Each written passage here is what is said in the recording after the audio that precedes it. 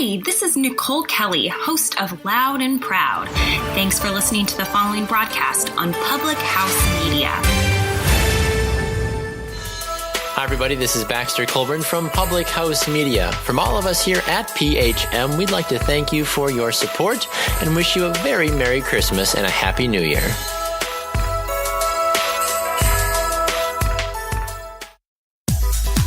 I'm the Greg. And I am Dave Show. We host the Greg and Dave Show on Public House Media. Thanks for listening to the following broadcast on Public House Media. Once you're done with this episode, I hope you'll come check out our show, The Greg and Dave Show, where we talk about strange, bizarre, and sometimes just downright quirky news stories that you may not have heard about. A new show comes out every Wednesday. Be sure to subscribe on iTunes. And hey, thanks for listening to the following broadcast on Public House Media.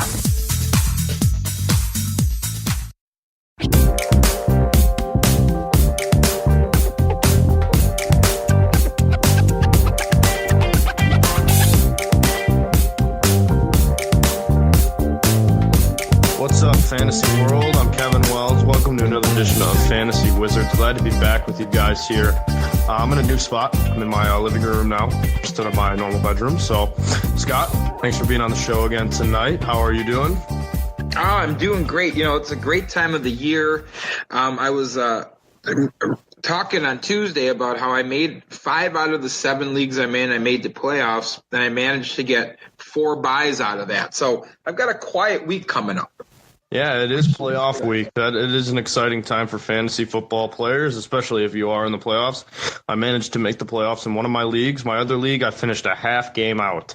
Finished 7-6, and I couldn't get in. A guy with a tie ended up getting ahead of me, even though I beat him earlier this year. So unfortunate in that league, but my one league, I'm looking pretty good, and we're hoping to make you guys even better going into this playoff week, because we know we want to win some championships, and if we can help you do that, we're doing our job here at Fantasy Wizards. So I hope you all enjoyed the Tuesday edition of the show, but it's time to get this Thursday edition going here. Let's get it started, Scott.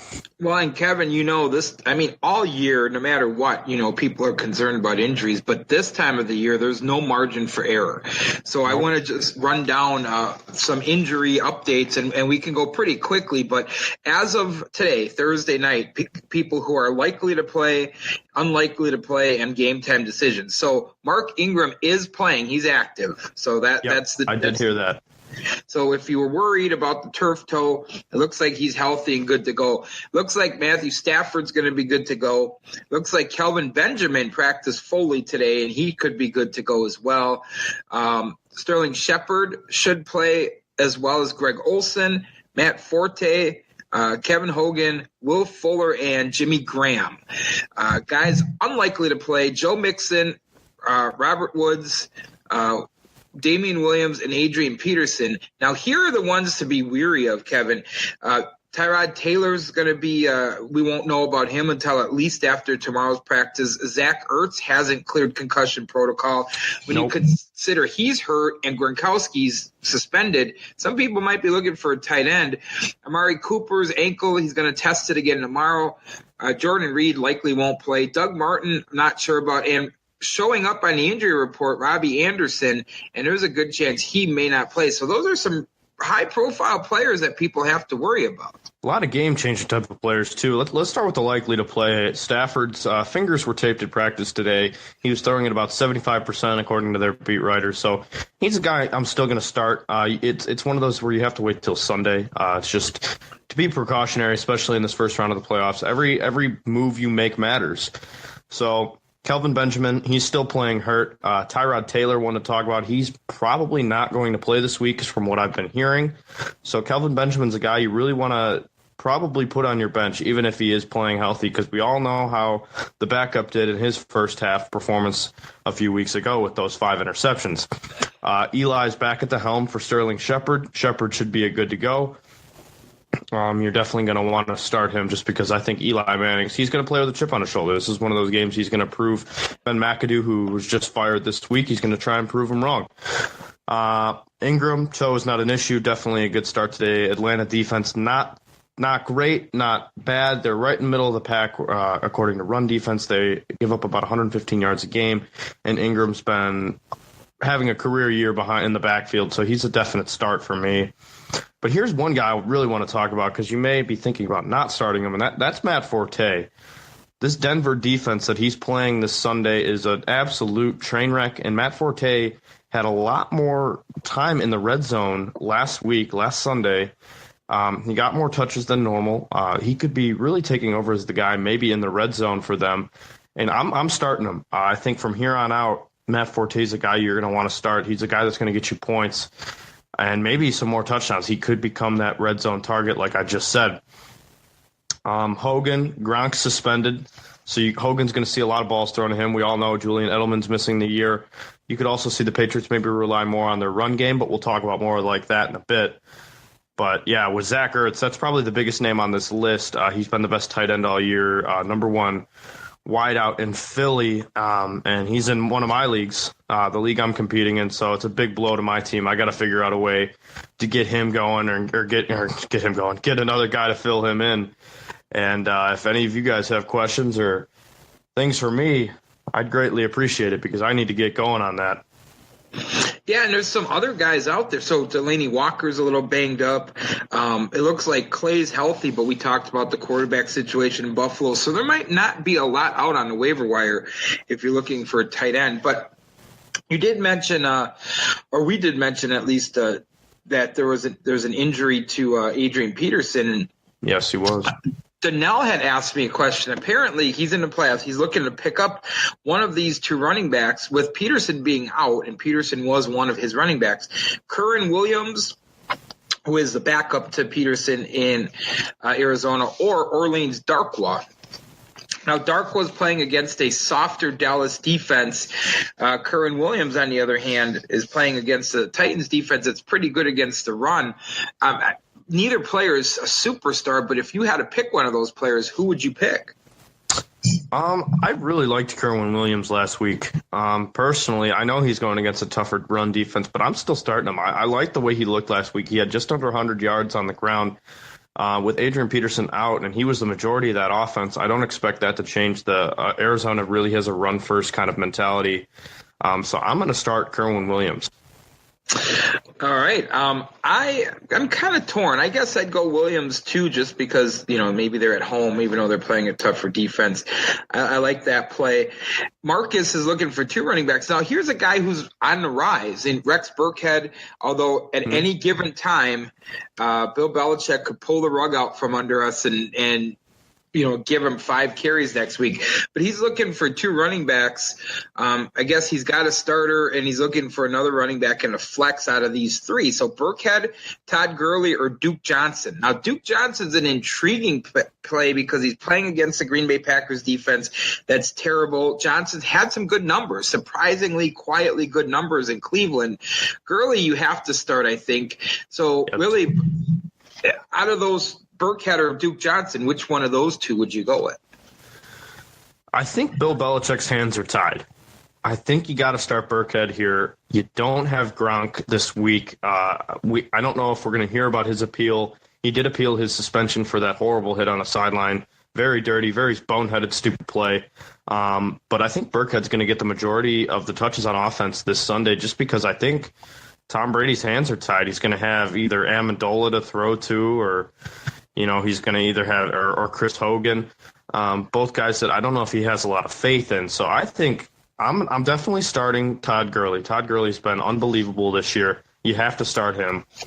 But I'm also going to go Burkhead. I don't see the Patriots pulling the rug on him this week. Maybe next week you'd be a little bit more weary if Gronk comes back.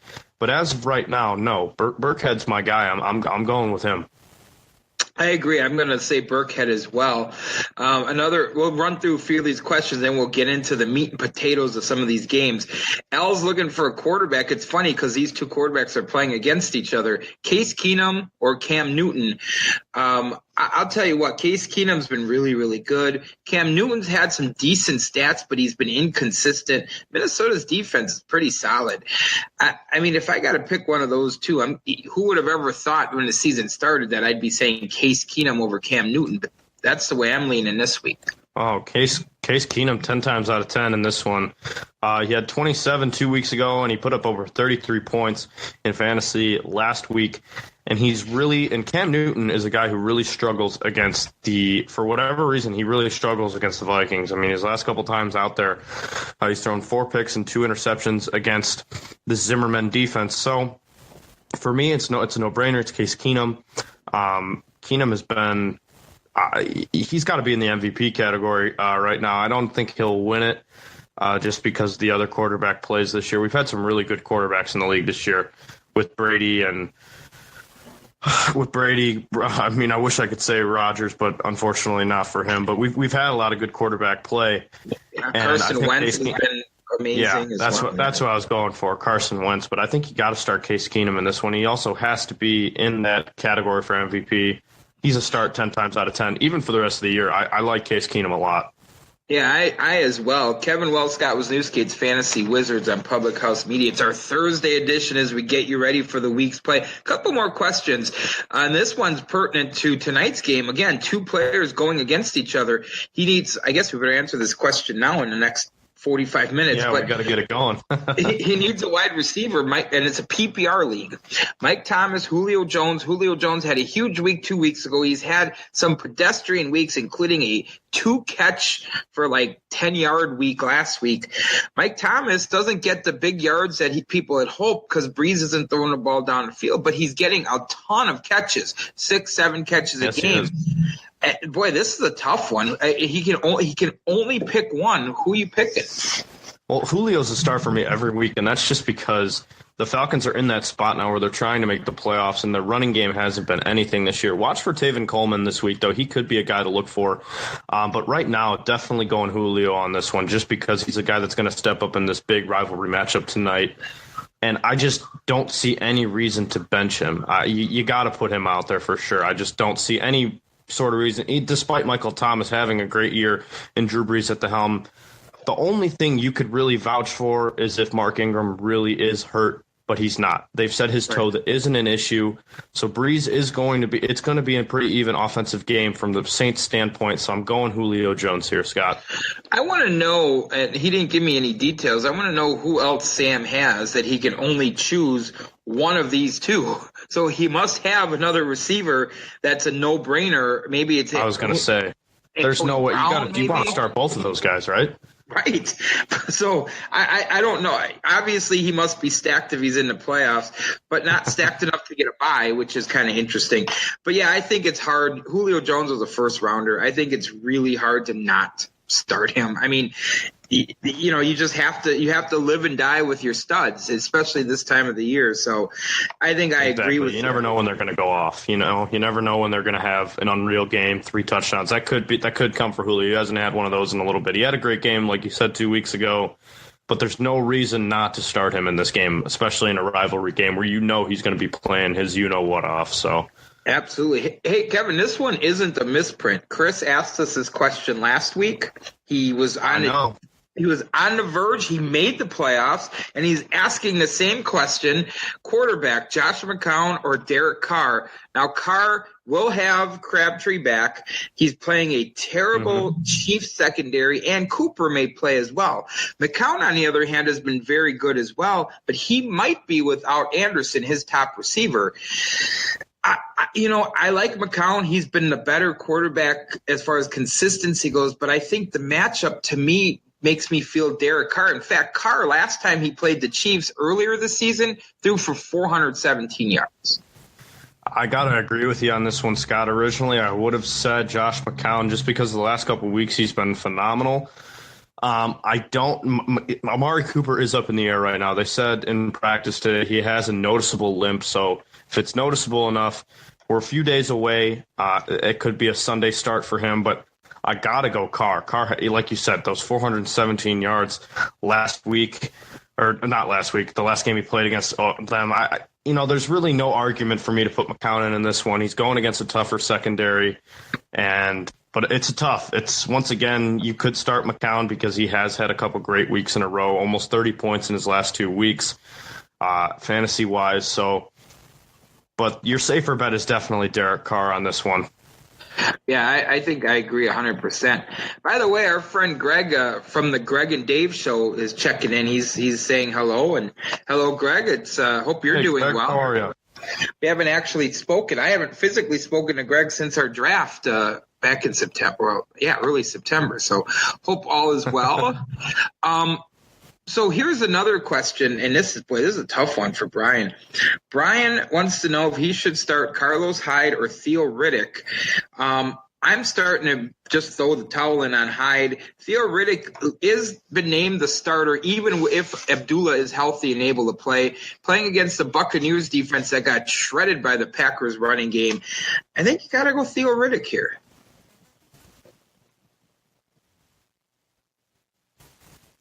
And I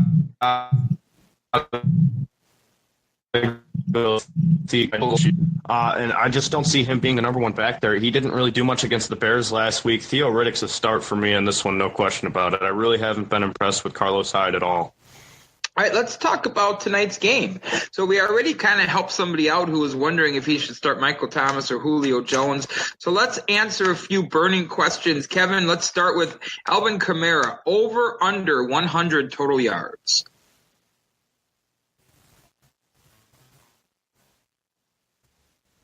Alvin Kamara tonight. He's shown me a lot this year, and I really like him. I think he's going to go over.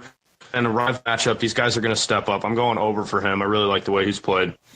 Yeah, me too, because he's also a guy who can catch the ball and take it to the house. So I kind of like that play as well. I'd love to see that stat, his yards after carry, because he seems to be one of those guys that has he's got to be top 10 in the league in yards after carry. He does seem to do that a lot, so that's definitely a good point there, Scott.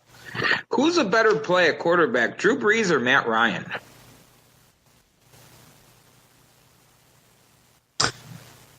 You know, this is a tough one. I really don't know who I like more in this one.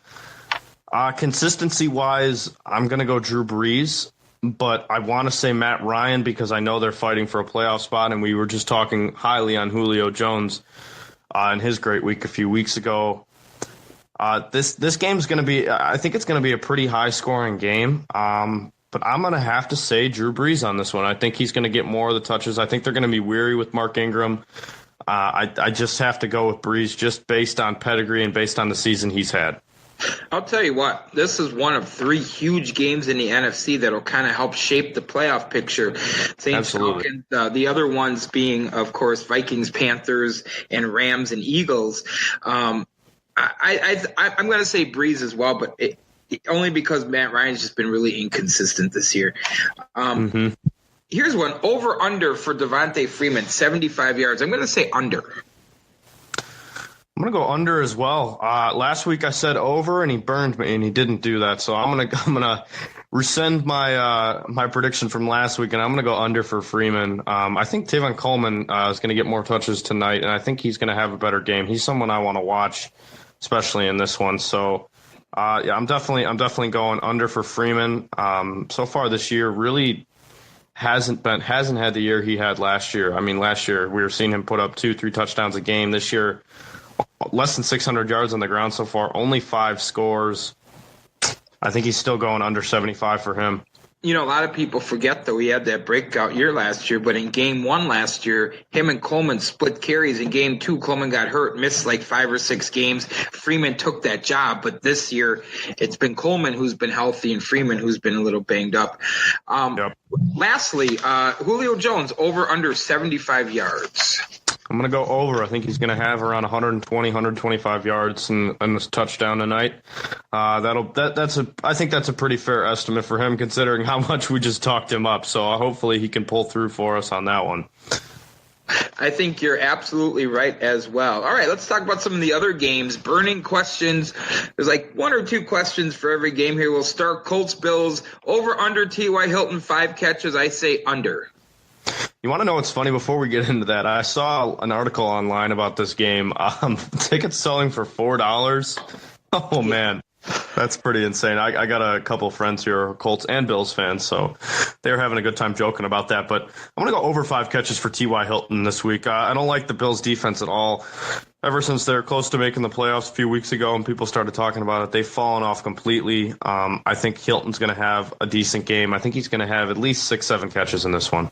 Here's a tricky one. Over under for LeSean McCoy, 85 yards. And I think it really depends. I think if Taylor doesn't play, the defense is going to load up the box and try to stop McCoy, and I would say under. I think if Taylor plays, I say over. So, boy, I know that's not really an answer, but without a clear-cut starter at quarterback this week, I'm going to say under because I think that Taylor won't play. I don't think Taylor's playing either, but I gotta say over just for the sake of my fantasy league. McCoy has not done anything for me these last few weeks. I need him to have over 85 rushing yards. But like you said, with Tyrod up in the air in his question, he's probably not going to play.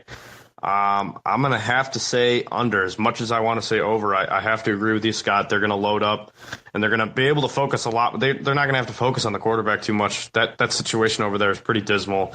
Tyrod Taylor, not that great anyway, but he certainly is what the offense is fitted to.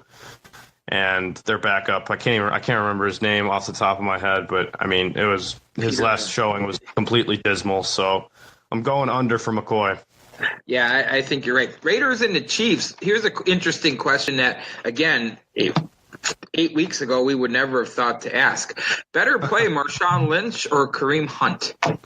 Well, Marshawn Lynch is still battling a little bit of an injury from what I've been seeing lately. So he's one of those guys you want to wait till Sunday maybe to put him out there. You got to wait till he's officially cleared and you see him a little bit on camera, see a little bit of the footage from a writer or something.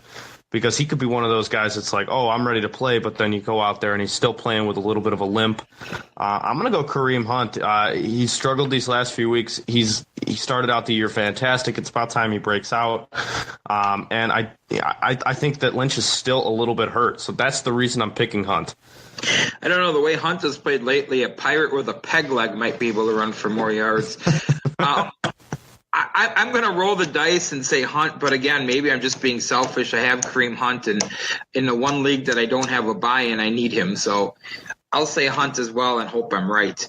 Lions play the Buccaneers. Better play in this game, Marvin Jones or Doug Evans?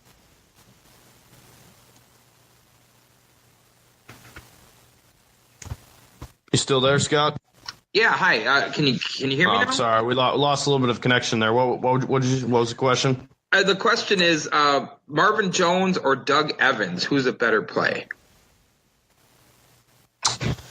I don't know on this one. This is another one of those where you could kind of just throw it in the air. I like Marvin Jones. I think he's been involved in that offense a lot more this year than he was in previous weeks. And from what I remember, I can't remember. He had a pretty decent week last week. Marvin Jones, I'm going to pick Jones on this one. What do you think, Scott?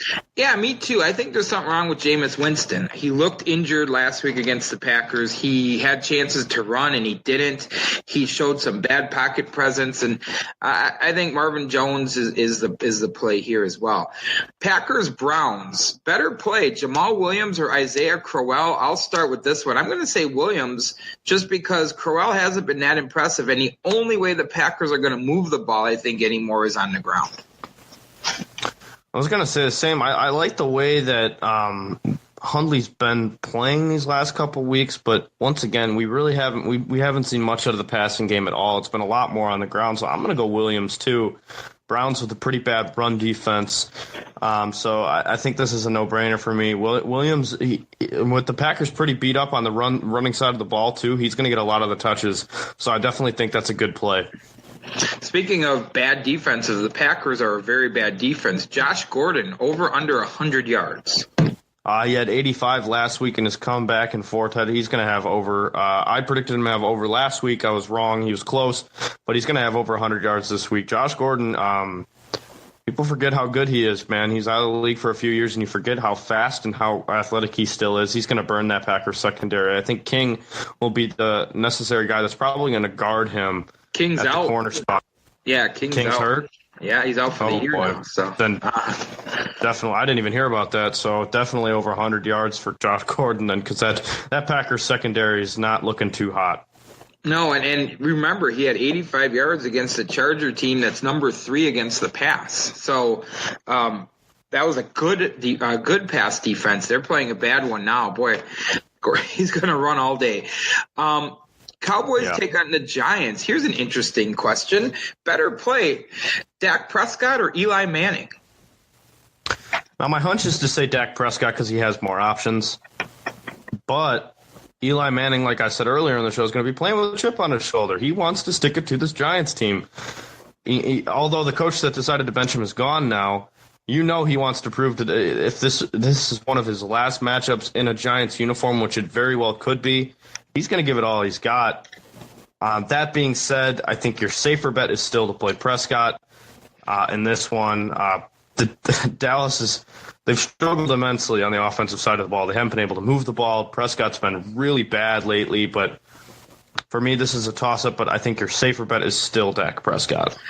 I'm going to go Eli Manning, and I can't believe that McAdoo decided to die on that hill with this Eli Manning stand. He could have reversed it. They could have fired him on Saturday, but whatever. It was a dumb move, and that guy, good riddance to him. I'm not even a Giants fan. I just think he's an idiot. It's one of the dumbest moves I've ever seen, so I'm in complete agreement. Over under Dez Bryant, 65 yards. I'm going to go over for Dez. He's been showing a lot more consistency lately, especially in the fantasy stats. I like him for over 65 this one against this secondary in New York. So I'm going to go. I think Dez is going to have not 100 yards. I think he'll have about 80, 90, though.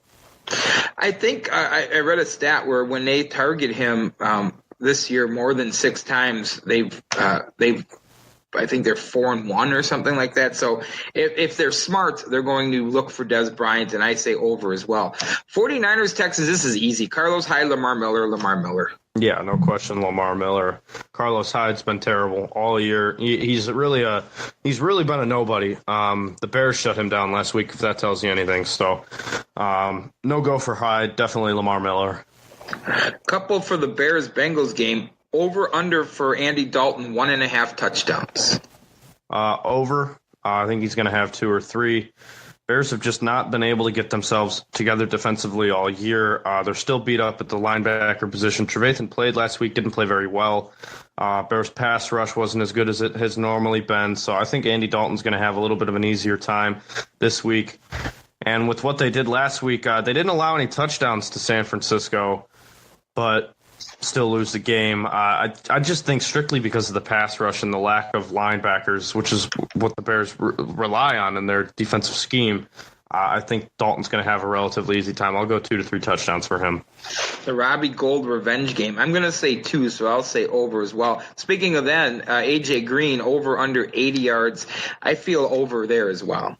Oh, yeah, he's going to go way over. There's no question about it. And that's just because, once again, it just seems to be – I mean, I don't want to say way over. I'll take that back. And I don't want to be super down on this Bears secondary because they have shown up in games that they've needed to show up in, but they still can't defend the pass over the middle. They get burned constantly. And with A.J. Green being much taller, he's probably going to be guarded by Kyle Fuller. Fuller got his first interception last week. He only has 1. I think he's going to have over. I don't want to say way over, but he's definitely going to have 100 yards in this game.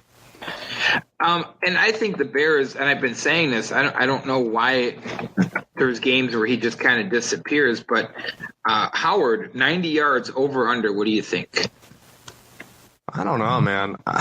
This is another tough one, just because Jordan Howard has been pretty non-existent, and I'm not sure why. I wish I had the answer to it, because going into this year, he was the second highest rusher in the league behind Ezekiel Elliott last year, and it's tough to sit here and say as a Bears fan that I'm not sure how he's going to do, but I think he's going to be under. I just, unless there's some way that they can, and the Bears offensive line's beat up too. Yeah, I'm definitely going under here. I mean, they just put Kyle Long on season-ending IR. Without him, their running game has been almost nothing, and he's been hurt a lot of these last couple seasons. So without him, nothing. I think he's going to have a pretty dismal game.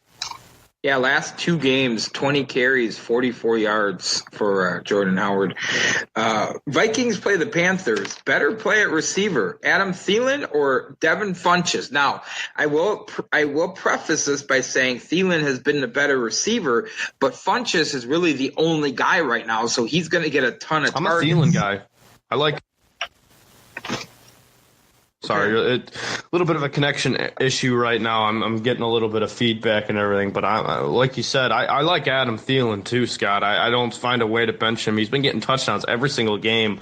He seems to be that number one target now out there now. So I'm going Thielen all day. I don't think that there's a way you can bench him. Now, what were you saying earlier? Well, I was saying with Funchess, what makes him interesting is he's the only guy right now that's a proven receiver, so he's going to get a ton of targets. That said, I still think Thielen's the better play, but I think Carolina's going to be down in this game, and they're going to throw the ball a lot, so it does make it an intriguing option. Yeah, and remember the stat we were talking about earlier. He struggles. Cam Newton's really struggled with the Vikings defense. Zimmer's really had his number, so I still think I still think Thielen's the move on this one. But yeah, like you said, that he is going to get a lot of touches just because of how beat up that entire offense is. I mean, Greg Olsen is reportedly going to play this week. He was full strength in practice, so that could also take away from Funchess' touches. I'm going Thielen. That's just me personally. I think he's going to get a lot of touches this week, and he's been awesome this year. He's been a top 3 receiver in football, so. I would then assume Cam Newton total touchdowns 2.5 over under. I would assume you're going to say under. I think I'll say 2 will be what he ends up with.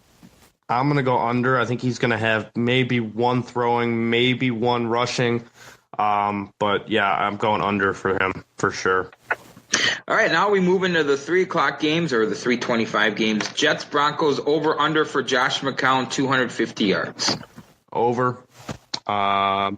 I like the way Josh McCown's played lately. That's really all I can say. It's purely a guess on this one. You could see Von Miller and that Broncos defense come out of nowhere.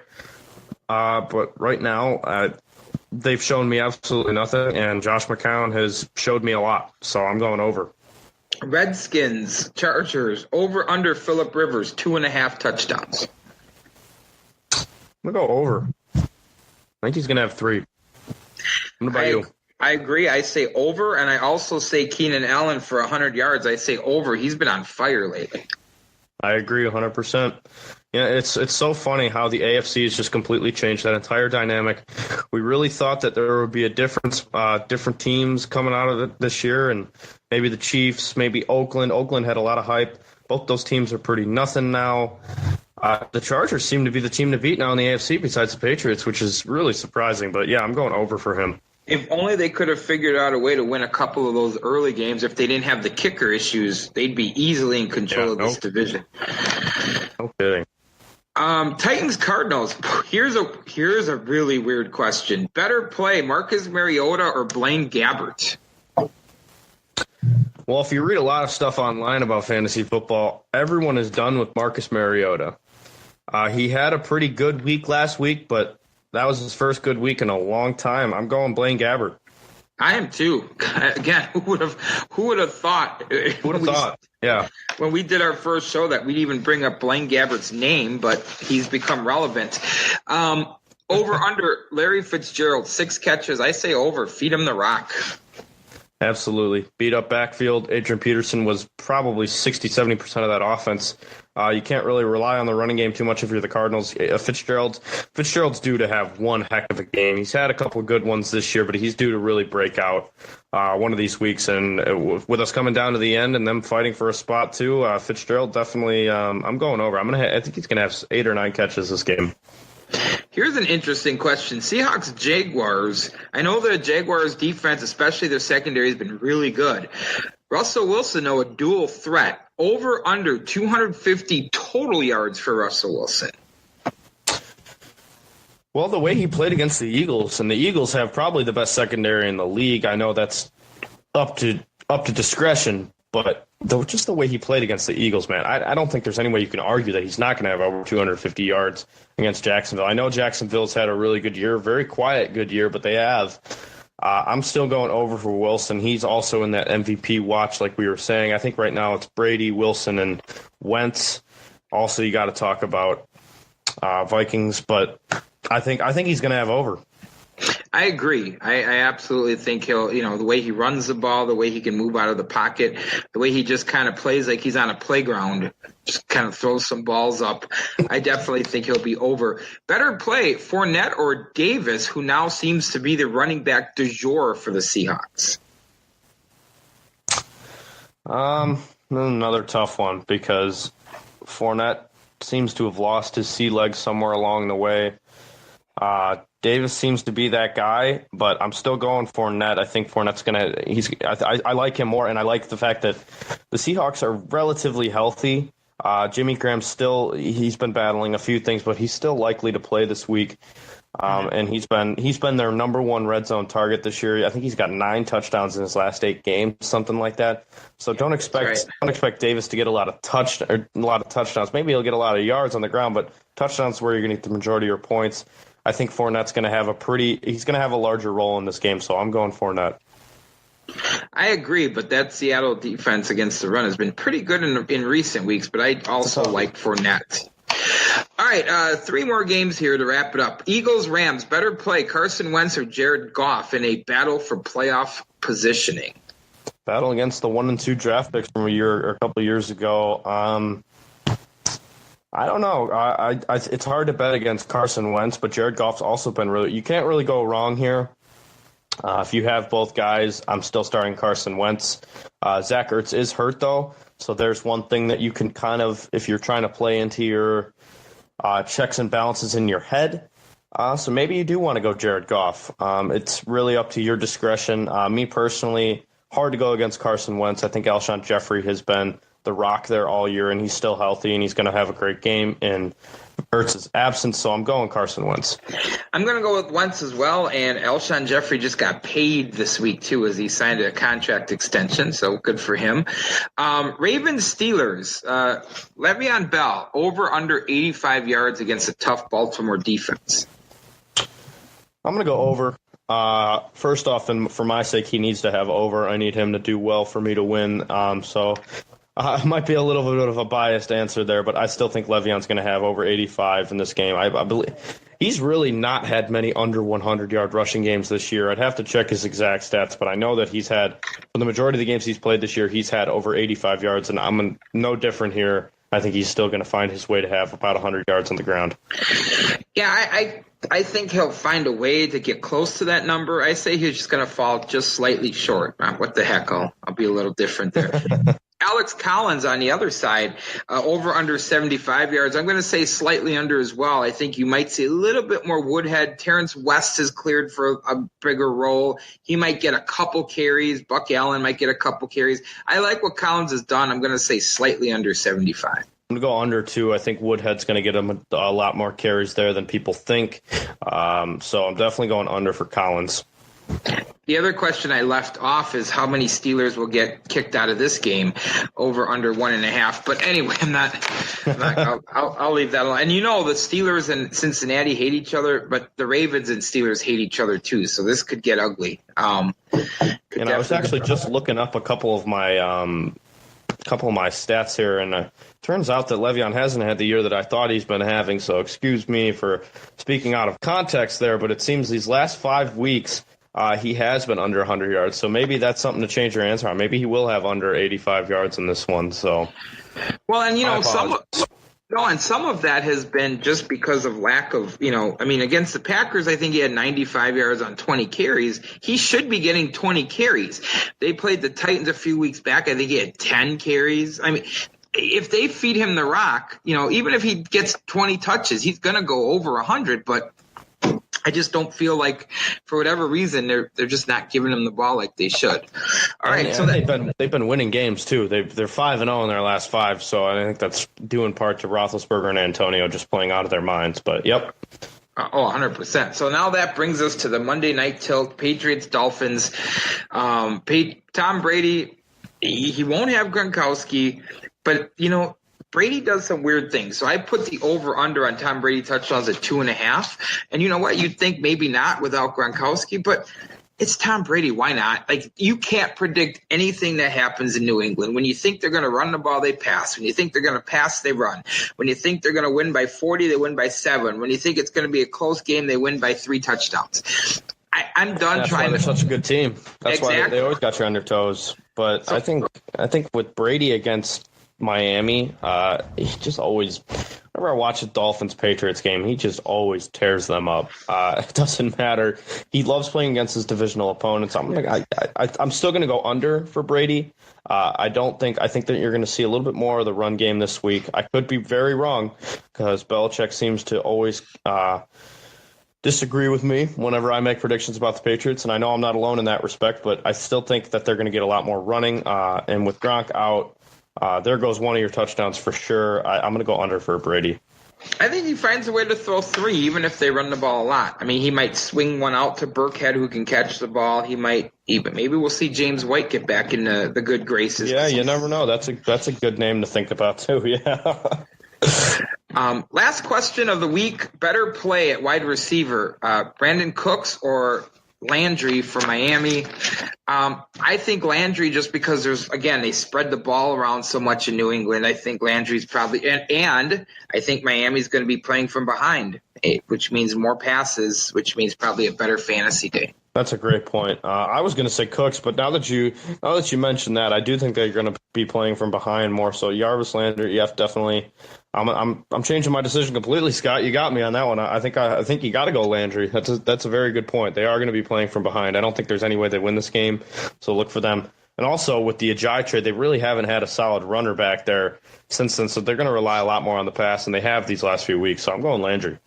All right. Well, we've reached the end of the show, Kev, and I really hope that you have now you have a game this week, or do you have a bye? Are you playing? I do have a game this week. All right. Well, I'm going to wish you all the luck in the world.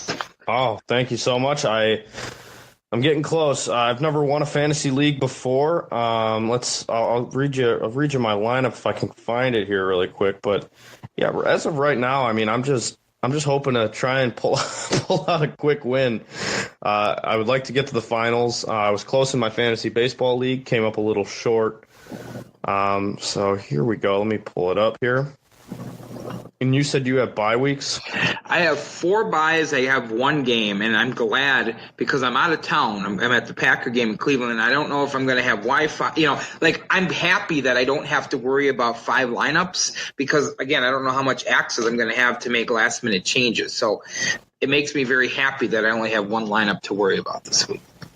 Well, here's my lineup. Russell Wilson, Le'Veon Bell, Melvin Gordon, Des Bryant, Alshon Jeffrey, Jimmy Graham, Alfred Morris, Seahawks defense, and Matt Prater. So, and on my bench, I just picked up Kenyon Drake because I really liked the way he played last week. I'm not sure if I want to put him in there or not. I also have the Vikings defense, Dak Prescott, Emmanuel Sanders, C.J. Anderson on my bench. I'm not going to start C.J. Anderson. He hasn't done much, but any critiques? Anything you might want to throw in there? No, I think that sounds pretty solid. I think you're in pretty good shape. I think you're going to advance to the next round, and I think that'll be great for you. I hope so. I have my only game this week is in my 14-team league, and like I mentioned, I don't have a bye. I'm starting Carr, Devonta Freeman, DeMarco Murray, Michael Thomas, Keenan Allen, Travis Kelce, and then in this league you play individual defensive players. So I have Levante David, Ryan Kerrigan, and Rashad Jones. My kicker is Matt Bryant, and I have Crabtree on the bench. I don't know if I'm going to flip him out for anybody, but I think I'm going to leave the lineup the way it is right now and kind of go from there. Sounds good to me, Scott. I like that lineup a lot. I didn't know you played with defensive players in the league, so that's pretty cool. It's interesting. It's very interesting. So yeah, it might be something I look into next year for sure. But that's going to take us to the end of the show, Fantasy Wizards Thursday edition. We hope you all enjoyed. We hope you got you set for the playoffs coming up this week. We wish you the very best, and of course, always put questions in the comments section. We're always happy to answer questions. We'll answer them on next week's show. But for Scott Wisniewski, I'm Kevin Wells. We wish you all the best again in your playoff runs this week. Thank you for watching the Thursday edition of Fantasy Wizards. We'll be back Tuesday night, same time, same place. All right, guys, have a great evening.